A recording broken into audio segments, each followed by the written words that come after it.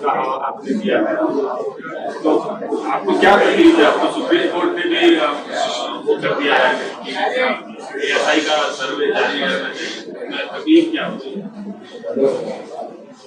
नहीं, हमको इस बात का खदशा है कि जो 23 दिसंबर 1949 को हुआ था, रात के अंधेरे में चोरों की तरह बाबरी मस्जिद में घुसकर वहां पर मूर्तियां रख दी गई थी मस्जिद के अंदर, और उसके बाद से मस्जिद में नमाज बंद हो गई। यानी 22 दिसंबर की रात में ईशा की नमाज हुई और 23 दिसंबर से वो नमाज बंद हो गई। उस वक्त के जो DM साहब थे, नायर साहब ने उसको लॉक डाल दिया। हम अपनी मस्जिद से उस वक्त महरूम हो गए।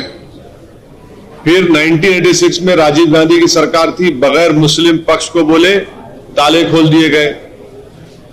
6 दिसंबर 1992 को सुप्रीम कोर्ट ने शिलान्यास का परमिशन दिया और वो तमाम विश्व हिंदू परिषद, बीजेपी सब ये सुप्रीम कोर्ट को बोले कि हम बाबरी मस्जिद को हाथ नहीं लगाएंगे। अब क्या हुआ, बाबरी मस्जिद मेरे हाथ से चले गई। 23 दिसंबर 49 को ये हुआ। फिर 86 में राजीव गांधी की सरकार थी, बगैर मुसलमानों को बताए ताले खोल दिए। और उस वक्त 86 में, मैं पहले ही बोल चुका, बोल रहा हूं, उस वक्त टाइपराइटर नहीं था। 20 मिनट की सुनवाई में 25 पेज का ऑर्डर दे दिया वो। और बाद में जज साहब अपनी किताब में लिखते हैं कि मैंने ऑर्डर इसलिए दिया क्योंकि जब मैं कोर्ट में बैठा था तो मैंने एक बंदर को देखा, और बंदर को देखने के बाद मुझे ये मालूम हुआ कि खुदरत मुझे कुछ कह रही है। फिर 6 दिसंबर को यह हो गया। सुप्रीम कोर्ट ने ही परमिशन दिया था। इन तमाम लोगों ने कहा कि वह कुछ नहीं करेंगे। अब हमको खदशा यह है कि अब जब ASI की रिपोर्ट आएगी तो बीजेपी RSS एक नैरेटिव सेट करेगी। इलाहाबाद हाईकोर्ट का ऑर्डर आने से पहले उत्तर प्रदेश के चीफ मिनिस्टर ने यह बात कही थी कि बिल्डिंग पुकार पुकार कर बयान दे दिया। वो नैरेटिव सेट कर रहे थे। अब जैसा ASI का रिपोर्ट आएगी, नैरेटिव सेट किया जाएगा पूरे देश में। उसके बाद मेरे को खदशा ये है, हम उम्मीद करते कि ना हो। हमको सुन लीजिए, हमको खदशा है कि कहीं 23 दिसंबर ना हो जाए, हमको खदशा है कहीं 6 दिसंबर ना हो जाए। खदशा है, एप्रीहेंशन जिसको बोलते हैं इंग्लिश में, वो है हमको। और हम नहीं चाहते कि ऐसे कई बाबरी मस्जिद के इश्यूज खुल जाए। और आखिर में आपको याद दिला रहा हूं पर्सनली, आप थे, हमारे दोस्त थे, और आप भी थे। जब बाबरी मस्जिद का फैसला आया था, मैंने कहा था कि ये सब खुलेंगे, ये सब मसले बढ़ेंगे। और आखिर में हम आपको बताना चाह रहे कि बाबरी मस्जिद राम मंदिर के सुप्रीम कोर्ट के जजमेंट में आप लोग पैराग्राफ नंबर 102 पढ़ लीजिए, पैराग्राफ नंबर 103 पढ़ लीजिए, पैराग्राफ नंबर 105 पढ़ लीजिए, जिसमें सुप्रीम कोर्ट ने क्या कहा प्लेसेस ऑफ वर्शिप एक्ट के बारे में। प्लेसेस ऑफ वर्शिप एक्ट है क्या कि किसी भी समुदाय के रिलीजियस प्लेस का रिलीजियस कैरेक्टर ना बदला जाए। अब ये जो सर्वे होगा, इससे उस मस्जिद के रिलीजियस कैरेक्टर बरकरार रहेगा या बदल दिया जाएगा। जो योगी आदित्यनाथ ने कहा वो बात, वो कि रिलीजियस कैरेक्टर को रखने की बात थी या मस्जिद में से नमाज खत्म करने की बात उन्होंने की। तो इसीलिए हम आपसे कह रहे हैं कि सुप्रीम कोर्ट ने वाज़े तौर पर, जिसमें अभी प्रेजेंट चीफ जस्टिस साहब भी उस बेंच में थे, उसमें पैराग्राफ नंबर 102 में उन्होंने कहा कि in providing a guarantee for the preservation of the religious character of places of worship as they existed on 15/8/1947 and against the conversion of places of public worship, Parliament determined that independence of colonial rule furnishes a constitutional basis for healing the injustice of the past by providing the confidence to every religious community that their place of worship will be preserved and that their character will not be altered. फिर अगर आप देखेंगे paragraph number 103 में The law speaks to our history and to the future of the nation. Cognizant as we are of our history and of the need for the nation to confront independence for the watershed movement, to heal the wounds of the past, historical wrongs cannot be remedied by the people taking the law in their own hands. In preserving the character of place of worship, Parliament has mandated in no uncertain terms that the history and its wrongs shall not be used as instruments to oppress the present and the future. आप paragraph number 5, माफ करना आपका time ले रहा हूं मैं, इसमें उन्होंने वही बात कही थी जो ये इसीलिए हमने ये ट्वीट किया था। नहीं, लेकिन यहाँ पर जैसे है कि लेकिन वैक्सीनेशन नहीं होगा। संस्थाएं अपना काम कर रहे हैं, आप उस पर भरोसा नहीं कर रहे हैं, आप यानी कि कहीं न कहीं जुडिशरी और संवैधानिक संस्थाओं पे सवाल उठा रहे हैं। नहीं नहीं, आपकी राय है, मेरी राय वो नहीं है। तो आप संशय क्यों जाहिर कर रहे हैं? अरे भाई देखिए, दूध के जले छाछ को फूक फूक कर पिएंगे ना। 23 दिसंबर 1949 को हुआ, फैक्ट है, कोई डिनाई नहीं कर सकता। 86 को हुआ, कोई डिनाई नहीं कर सकता, ताले खोले गए। 6 दिसंबर 1992 हुआ, जिसको सुप्रीम कोर्ट ने कह दिया, उसको एग्रीग्रेस कहा, उन्होंने अंग्रेजी का वर्ड इस्तेमाल किया, डेमोलिशन को एग्रीग्रेस कहा सुप्रीम कोर्ट ने। इसीलिए तो मैं कह रहा हूं कि हमको खच्चा के भाई नैरेटिव सेट करके आप 23 दिसंबर ना कर दे, आप 6 दिसंबर ना कर दे, तो आप कहना ये चाह रहे हैं कि संवैधानिक संस्थाओं नहीं, बिल्कुल नहीं, मैं वो नहीं कह रहा हूं। मैं तो बराबर उनको सुप्रीम कोर्ट की हो, लोअर कोर्ट हो, डिस्ट्रिक्ट कोर्ट हो, हम इज्जत करते हैं, उनको मानना पड़ेगा हमको। मैं आपको सिर्फ तारीख में क्या हुआ था वो आपको बता रहा हूं, और हम भी नहीं चाहते कि ऐसा बाबरी मस्जिद इशू खुल जाए। हमको अब तकलीफ इस बात की है कि मुख्यमंत्री है, आप किसी की तरफदारी क्यों कर रहे हैं? वो तो अपनी नहीं, आप मुख्यमंत्री है ना, आप मुख्यमंत्री हैं, आप कैसा किसी की तरफदारी करेंगे? और ऑर्डर आने से पहले आपने अपना उस पर इज़हार ख्याल कर दिया। जो उसमें साक्ष्य मिले हैं उनका हवाला, अरे वो अभी देखिए, वो क्या मिले हैं नहीं मिले, कानून तो है ना 91 का। अच्छा, और एक बात मैं आपको बता रहा हूं कि काशी विश्वनाथ का 1983 का एक्ट है, आप तो यूपी के हैं। 83 के एक्ट में सेक्शन 5 देख लीजिए, जो डिफाइन करता है कि वो मंदिर का हिस्सा कितना है। 83 का एक्ट है वो, जिसमें ज्योतिर्लिंग का जिक्र किया गया। वो सब कानून है, रखते हुए मुख्यमंत्री ऐसी बात करेंगे? जुडिशरी अगर फैसला दूसरे पक्ष के हक में अगर देती है, क्या देती है? अगर नहीं, क्या देगी? एएसआई के रिपोर्ट्स के आधार हाँ। पर देते, तो फिर आप वही बोलेंगे एक्स जस्टिस का जो उन्होंने सुप्रीम कोर्ट के फैसले पे जो कमेंट किया था, फिर वही दोहराएंगे आप? नहीं, अरे भाई, सुप्रीम कोर्ट के चीफ जस्टिस थे justice JS. Verma. Justice JS. Verma थे, असदुद्दीन ओवैसी नहीं। Justice JS. वर्मा ने कहा था वो जुमला, और तारीखी बात कही थी उन्होंने। फिर आप वही दोहराएंगे? अरे भाई देखिए, क्या आपके मेरा फ्रीडम ऑफ रिलीजन छीनना चाहेंगे, ये फ्रीडम ऑफ एक्सप्रेशन छीनना चाहेंगे मेरा? वो तो नहीं हो पाएगा ना। मैं तो अपनी बात करूंगा, संविधान के दायरे में रहकर बात करता है और करता रहूंगा। ये आपको खच्चा है कि हम हमेशा नहीं सोच रहे। एएसआई पे भरोसा है? हाँ, ASI अच्छा, आप सुन लीजिए, आप सुन लीजिए एएसआई के बारे में। सुप्रीम कोर्ट ने ही बाबरी मस्जिद, राम मंदिर में कहा कि मंदिर तोड़कर मस्जिद नहीं बनाएगी, एएसआई की रिपोर्ट को खारिज कर दिया उन्होंने। उस केस में वही तो आपको बता रहे हैं, उसी केस में सुप्रीम कोर्ट ने एएसआई को माना ही नहीं, खारिज कर दिया उसको। ये तो सारी दुनिया में बाजा बजाए थे बीजेपी वाले, आरएसएस वाले, उन्होंने कहा खारिज कर दिया कि मंदिर तोड़कर मस्जिद बनाएगी। ये उस पर दिया कि बिलीफ है कि वहां पर पैदा हुए थे, इसलिए सुप्रीम कोर्ट ने फैसला दे दिया। मगर मंदिर तोड़ने की बात तो खारिज ही कर दी सुप्रीम कोर्ट ने। मस्जिद तोड़ने को सुप्रीम कोर्ट ने कहा, एग्रीगेस एक्ट कहा उसको, क्रिमिनल एक्ट कहा उसको, और एएसआई की रिपोर्ट को बारूद कर दिया उन्होंने। अभी भी एक्सकवेशन की बात नहीं कर रहे, उन्होंने साफ-साफ कहा जो जहां पर है उन्हीं के ऊपर है। नहीं, वो देखिए, वो ऑर्डर है, सही है। मेरे को ऐसा खच्चा ये है कि कहीं 23 दिसंबर और 6 दिसंबर ना हो जाए।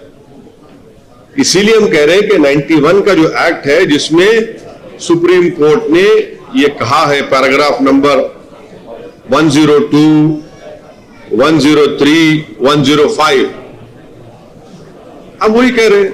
हम भी नहीं चाहते कि इस तरह के हालात पैदा हो। आपको इनडायरेक्टली आप कह रहे हैं कि आप इनडायरेक्टली नहीं कह रहे, हम जो भी कह रहे हैं आपके सामने साफ साफ कह रहे हैं। इसमें नहीं देखिए, आप गैर जरूरी के उसको मेरे मुंह में अल्फाज मत डालिए। क्या ऐसा लगता है आपको इस बात का सुबह है कि ये जो एएसआई का सर्वे होगा, उसके सर्वे की रिपोर्ट पब्लिक होगी, तो एक नैरेटिव, जो आप नैरेटिव की बात कर रहे हैं, हाँ, उसके बिना बिल्कुल सच, मुझे हो सकता है, अयोध्या में हुआ, नहीं, ऐसा आपका कहना है? मुझे खदशा है कि जब रिपोर्ट आएगी तो उसके बाद रिपोर्ट क्या आएगी मुझे नहीं मालूम। वो जब रिपोर्ट आएगी तो एक नैरेटिव सेट करने की कोशिश करेंगे लोग। भाई देखिए, जब बाबरी मस्जिद का भी नैरेटिव सेट कर दिया गया था कि मंदिर तोड़ के मस्जिद बनाएगी, सुप्रीम कोर्ट ने उसको खारिज कर दिया, खाली बिलीफ की बुनियाद पर दिया। अब कोई बोलता नहीं उस बारे में। एएसआई की रिपोर्ट को सुप्रीम कोर्ट ने कहा कि नहीं मानते। यहाँ पर कुछ निशान है मस्जिद पे, बता रहे हैं सर, मस्जिद के। अरे बाबू, तो 91 का एक्ट किस लिए है? सुप्रीम कोर्ट ने बाबरी मस्जिद, राम मंदिर में क्या कहा था? और तीसरी बात, प्लेसेस ऑफ वर्शिप एक्ट पढ़िए, किसी भी जगह का रिलीजियस कैरेक्टर आप बदल नहीं सकते, वो कानून है। बट सुप्रीम कोर्ट ने places of worship act Mumbai train में जो हादसा हुआ, सीआरपीएफ के जवान ने जो किया, इसके बाद एक चर्चा हो रही है कि जैसे पहले परसेप्शन होता था कि एक विशेष कम्युनिटी के लोग रेडिकलाइज होते हैं, तो क्या आप समझते हैं कि मेजॉरिटी में भी रेडिकलाइजेशन ज्यादा हावी होता जा रहा है? मैंने पहली मर्तबा ने कई मर्तबा मैंने इस बात को कहा है, बल्कि पार्लियामेंट में खड़े होकर मैंने कहा था कि होम मिनिस्ट्री में हर समुदाय के रेडिकलाइजेशन का यूनिट बनाइए आप, डी रेडिकलाइजेशन का। सुनती नहीं है बीजेपी की सरकार ये। अब आप बताइए कि कोई एक कांस्टेबल अपने एएसआई को गोली मारता है, मीना साहब को जो ट्राइबल है, फिर उसके बाद हर कंपार्टमेंट में जाकर नाम पूछता है, ये दाढ़ी है, गोली मारता है तीनों को। एक कंपार्टमेंट, दूसरा कंपार्टमेंट, इसको आप तो पागल नहीं कहेंगे। ये पूरे होश आवाज में अपनी नफरत का इजहार कर रहा था, यूनिफॉर्म में है, जान बचाने के बजाय ले जाकर गोली मारते को पकड़ कर ले जाकर पेंट्री कार में मार दिया। ये जो हैदराबाद के हैं बेचारे, वो तो वीडियो है कि वो तकलीफ से तड़प रहे हैं और एक खड़ा हुआ है वहां पर। तो ये लोग रेडिकलाइज हो चुके हैं। इनके डीरेडिकलाइजेशन के लिए सरकार क्या करेगी? क्या इस केस को एनआईए को इन्वेस्टिगेट करना चाहिए सर?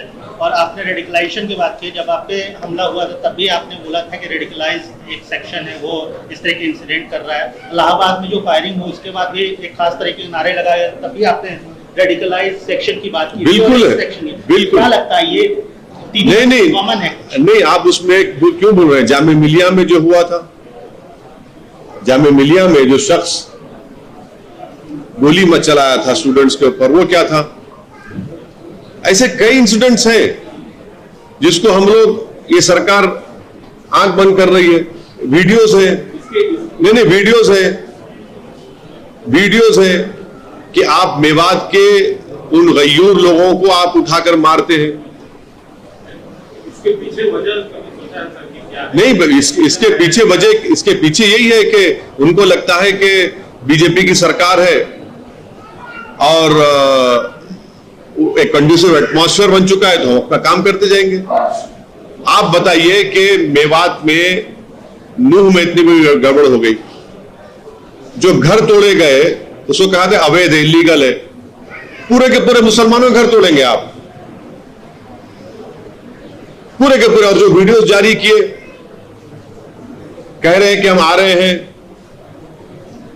क्या क्या नहीं कहा उस बकवास वीडियोस में। अच्छा, दूसरे दिन जब गुरुग्राम में रोड ब्लॉक किसने किया? जो लोग मस्जिद के इमाम का कत्ल किए उनका घर तोड़ेंगे आप, जो मस्जिद को जलाने की कोशिश की उनका घर तोड़ेंगे आप, जो मस्जिद के दो आज जिंदगी और मौत की लड़ाई लड़ रहे हैं उनका घर तोड़ेंगे आप? नहीं तोड़ेंगे आप। आप सिर्फ मुसलमान का घर तोड़ेंगे? नहीं, हिंदुओं नहीं, अरे कहां तो भाई, जो मस्जिद के इमाम का कत्ल किया उसका पकड़ा, घर तोड़िए उसका, चलिए आप। जो मस्जिद को जलाया कोशिश किया उसका घर तोड़ेंगे आप? और अब क्यों तोड़ेंगे आप? अगर इलीगल था तो आपको नहीं मालूम था इलीगल है? जहांगीरपुरी में क्या हुआ था बताइए? ये तो हो रहा है ना, मध्य प्रदेश में क्या हो रहा है। बुलडोजर से इंसाफ करेंगे, और किससे करेंगे इंसाफ आप? तो फिर कोर्ट, संविधान, सीआरपीसी, आईपीसी जरूरत ही नहीं है। और फिर आपका कौन है? आपके चैनल पर एक इंटेलिजेंस का आदमी का दिखाया गया, हाँ, क्या नाम उसका? हिजबुल्ला रिपोर्टर ने किया था सर, हाँ। एसआईटी। वो इंटेलिजेंस का ऑफिसर कर हम लिख कर दिए हरियाणा सरकार को कि गड़बड़ होगी वहां पर। इनका इनकी नाहेली, इनका सपोर्ट, कॉम्प्लिसिटी पूरा जाहिर हो गई। एक नेशनल टीवी चैनल पे दिखाया गया, इंटेलिजेंस का हरियाणा करे, बोला कि हम लिख कर दिए पूरा कि गड़बड़ हो सकती है। आपने क्या किया फिर? नूह के मेवात के पूरे नौजवान भागे हुए हैं, कोई नहीं है गांव में अपने। आप लोगों को मालूम मेवात की तारीख? आप लोगों को महात्मा गांधी वहां पर जाकर इन मेवातियों को बोले थे कि मत जाओ पाकिस्तान को, यहां पर रुको। अरे आपको मालूम ये लोग वो लोग हैं जो आजादी की लड़ाई में अपना सब कुछ कुर्बान किया, जा आप उनसे ऐसा सलूक कर रहे हैं? सरकार ऐसा सलूक कर रही है उन लोगों से अपनी नाकामी को छुपाने के लिए। अच्छा, उसको क्यों नहीं पकड़ते जो वीडियो बनाता है, जिसको आपने हथियार का लाइसेंस दिया है, जो आरोपी है जुनैद और नसीर को जिंदा जला दिया, वीडियो बनाता है? हरियाणा के मुख्यमंत्री को नहीं मालूम कि ये शख्स आपके प्रदेश में बैठा हुआ है? और फिर सरकार बोलती वो नहीं था, तो इसका मतलब वो कहां है? फिर पकड़िए ना। और तरफे तमाशा है कि राजस्थान के मुख्यमंत्री बोलते कि हरियाणा की सरकार हमको कोऑपरेट नहीं करे, सुप्रीम कोर्ट जाइए, संविधान का हवाला दीजिए और बोलिए कि ये लोग हमारा आरोपी को पकड़ने नहीं दे रहे हम तो। सर, आपके पुलिस लोकसभा के आपके पुलिस और आपके काबिल दोस्त का कोर्ट ने जो भी निधन हुआ था उनका सदस्य था, उसको वो कर दिया, उसमें कुछ बोले राहुल गांधी की बात। राहुल गांधी के बारे में देखिए भाई, मेरा दोस्त प्रमोद है, मेरा दोस्त आशीष है, मेरा दोस्त प्रसाद है, आप बशीर है, मैडम है, आप हैं, आप सब मेरे दोस्त हैं। मेरे दुश्मन कोई नहीं, सब मेरे दोस्त हैं। मैं सबको नहीं मर, ये आपको ऐसा क्यों लग रहा है कि वही दोस्त है और आप दुश्मन है मेरे? आप आपके हाथ में कैमरा जरूर है, मगर आप मेरे दोस्त हैं, सब दोस्त हैं। तेलंगाना सरकार ने कंपनसेशन अनाउंस किया था जयपुर एक्सप्रेस वाले ने। हाँ भाई, उनको रिलीफ मिल गया कोर्ट से। नहीं, इस पूरे मामले को कैसे देखते हैं? उनको रिलीफ मिल मानी गया। जा रही है सर, पूरे इंडिया कांग्रेस की बड़ी 24 घंटे के अंदर 600 किलोमीटर दूर जो फैसला हुआ, तो 24 घंटे के अंदर तुरंत कार्रवाई की गई। तो 4 किलोमीटर दूर है सुप्रीम कोर्ट पार्लियामेंट से, तो क्या ये संसद में जल्दी से वो करना चाहिए और जल्दी करना चाहिए? 24 घंटे से जब सुप्रीम कोर्ट का फैसला आने के बाद तो हो जाएगा वो, उसमें क्या है, उनको तो रिलीफ मिल गया। तेलंगाना सरकार ने कंपनसेशन अनाउंस किया सर एमआईएम की पहल पे।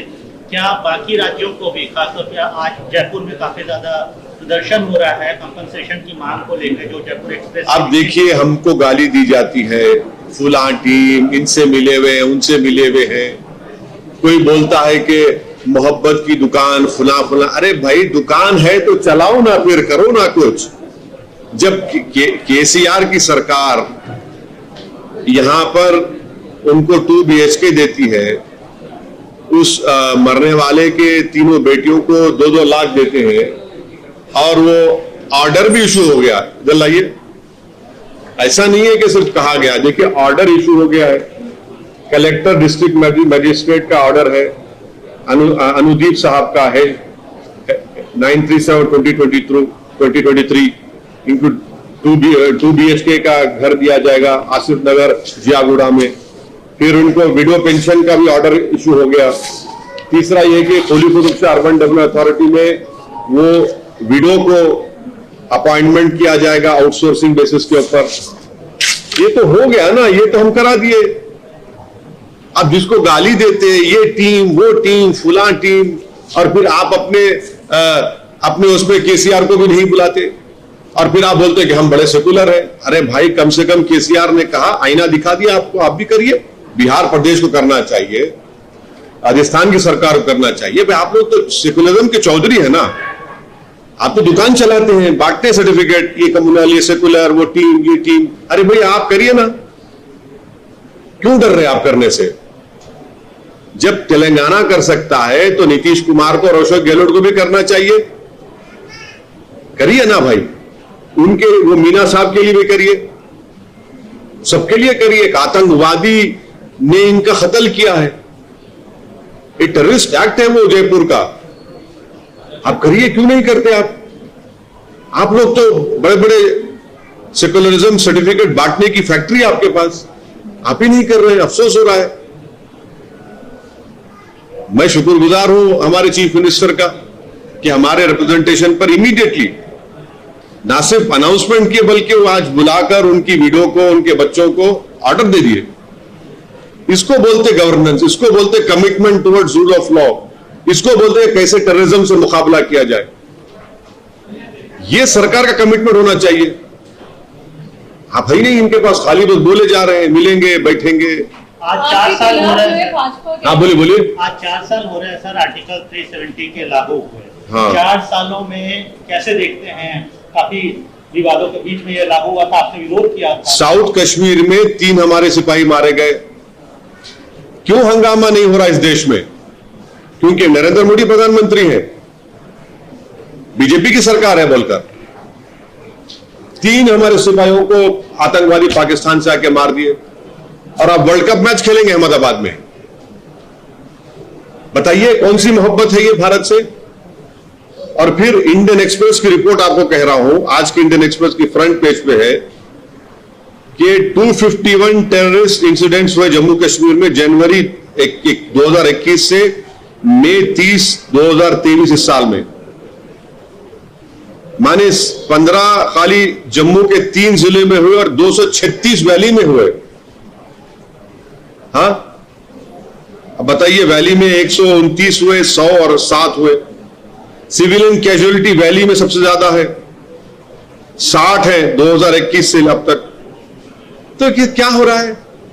इससे पहले 2021 सितंबर में, शायद अगस्त में हमारे 5 जवान मारे गए फॉरेस्ट में, हम जाकर पाकिस्तान से मैच खेल लिए।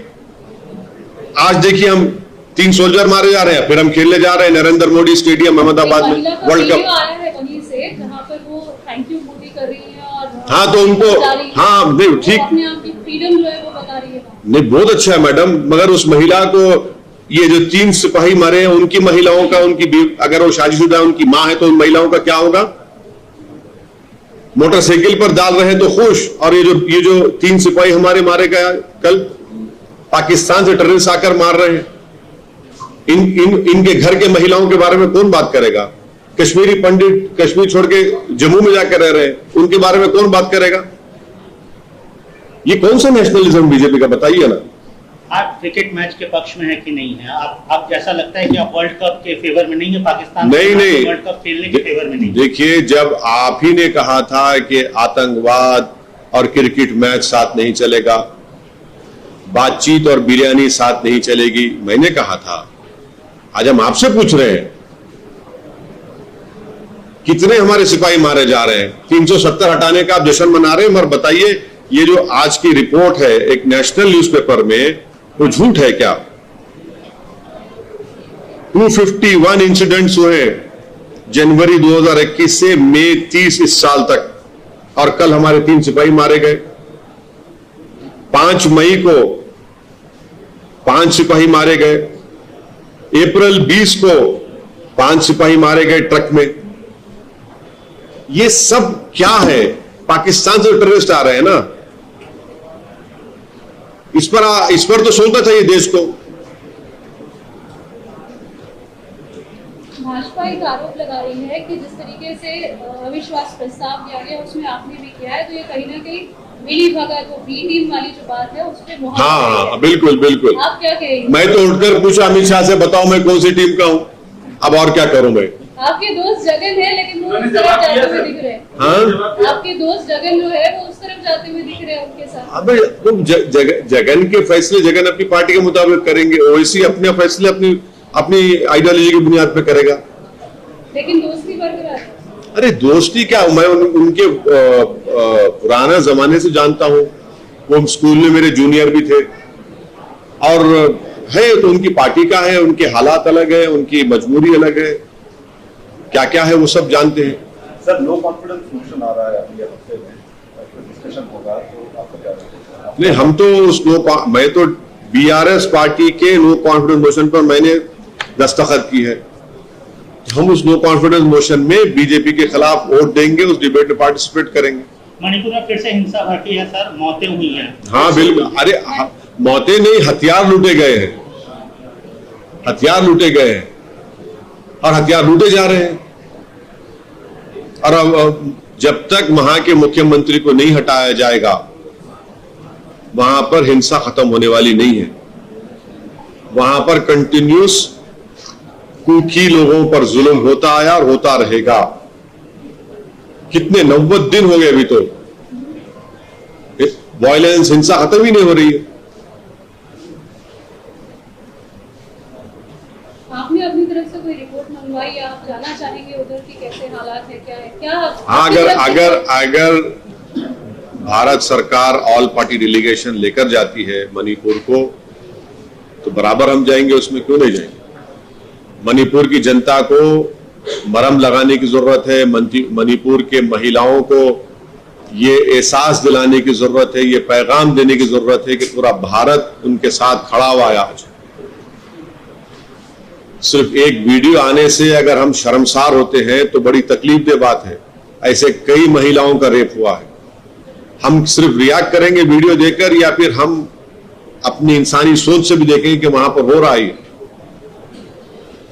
पार्लियामेंट में सीरियसली इसके ऊपर चर्चा होनी चाहिए सर, सारे डिफरेंसेस, पॉलिटिकल डिफरेंसेस भुला के सत्ता पक्ष विपक्ष मिलकर मणिपुर पे बात करनी चाहिए। मैं तो ऑल पार्टी मीटिंग में स्पीकर साहब से कहा था कि सर आप, हमारी राय है कि आप डिबेट करवा दीजिए, प्रधानमंत्री आए या ना आए। यकीनन हम चाहते हैं डिबेट हो, पूरी पार्लियामेंट से एक आवाज में पैगाम जाए मणिपुर की जनता को, खासतौर से माइनॉरिटी कुकीज को कि भाई हम आपके साथ हैं। और जब तक बीजेपी मुख्यमंत्री को नहीं हटाएगी वहां कुछ नहीं होने वाला है। आप सिर्फ एक सीबीआई का इन्वेस्टिगेशन महिलाओं के रेप का वीडियो आने को दे रहे हैं, बल्कि पूरा हर केस वहां से निकालिए पुलिस के पास से।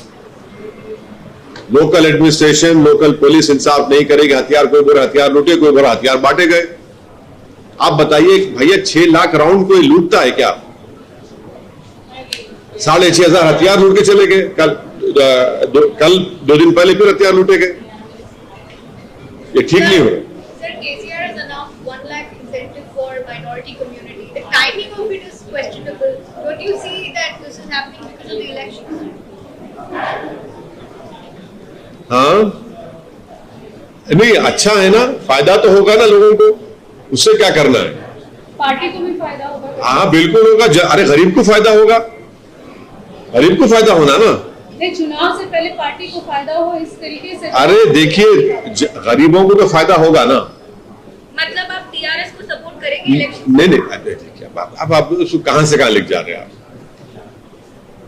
अभी मुहूर्त ही नहीं निकला इलेक्शन का। जब मुहूर्त निकलेगा बात करेंगे। जब अपीसमेंट पॉलिटिक्स नहीं है सर, कैसा अपीसमेंट पॉलिटिक्स बोलेंगे उसको आप? जब सिर्फ मुसलमानों को काम मिल रहा है उसमें, बैकवर्ड क्लास के जो हमारे भाई का जो प्रोफेशन है उनको भी मिल रहा है, वो माइनॉरिटीज में मुसलमानों को और क्रिश्चियंस को भी मिल रहा है, तो इसमें अपीसमेंट कहां हो रहा है?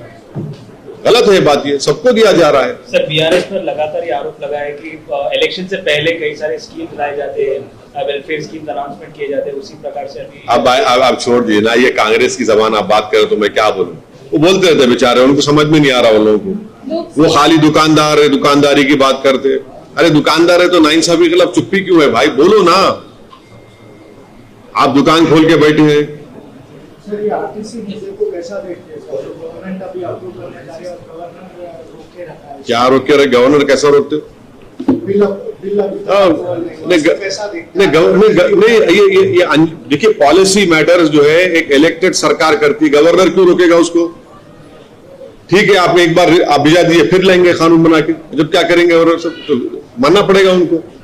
एक इलेक्टेड सरकार एक पॉलिसी डिसीजन लेती है तो बड़ी अफसोस की बात है कि कॉन्स्टिट्यूशनल अथॉरिटी उसको रोक रही है।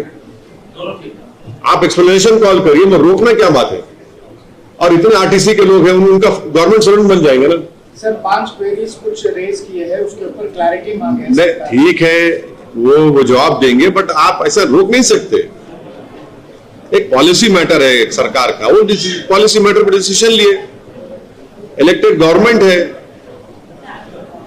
नैरेटिव की मुद्दे को लेकर बात कर रहे हाँ? हैं, लोकसभा में आप पूरे सत्र में हैं अभी, तो आप कैसे परखते हैं कि चाहे वो इंडिया की जो टीम है उनकी बात करें या एनडीए की, किस तरीके से मणिपुर मुद्दे पर जो है राजनीति? मैं कोई टीम में नहीं हूं ना। नहीं, आप नहीं, लोकसभा के नहीं, मैं से कैसे देखते हैं आप? मेरे को परवाह नहीं पड़ा, मुझे परवाह नहीं है, मैं किसी टीम में नहीं हूं। हम अपना मैच खुद खेलेंगे इंशाल्लाह।